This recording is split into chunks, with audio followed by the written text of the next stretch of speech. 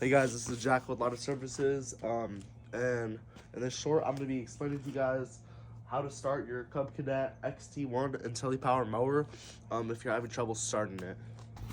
So the first step you're going to want to check is make sure that your blades are not on the activated switch. Since I have an intellipower mower, it's just on this little side thing right here. But if you don't have intellipower, there's going to be a little button you can pull right here and push. Just make sure your blades are disengaged, or else because the engine will not start if it is engaged. Second step, you're just going to make sure there's fuel, because half the time there's no fuel. People assume it'll be other things when they simply just ran out of fuel.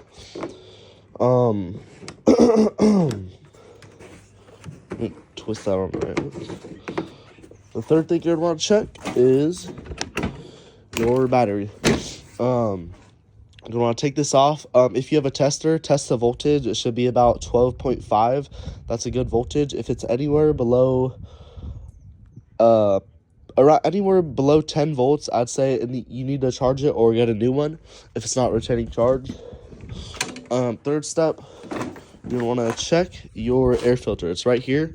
Just pull your little hood up right there by grabbing this. Twist these little things off. Here, I'll do it right now.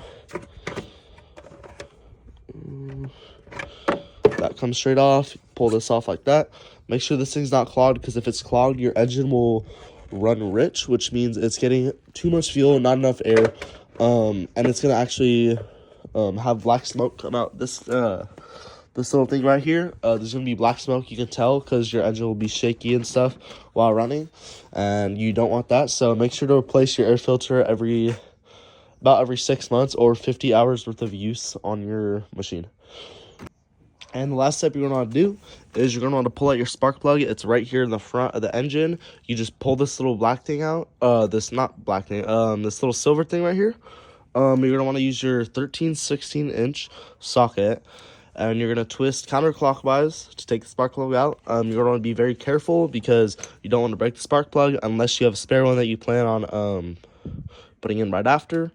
So once you have the spark plug out, you're going to want to check for any burnt carbon on the tip. And you're going to want to scrub it out with any wire brush you have. I don't have a wire brush. I have a little, I don't know, but it's not wire. You're going to want a wire brush, clean it off as best you can. You're going to want to put it back in there, click this thing back in, and hopefully that should fix your problem. I mean, if you have your fuel, you don't have your blades engaged, your battery's fine, your air filter's fine, your spark plugs are fine. The only other problem I could think of is that you have a problem with your actual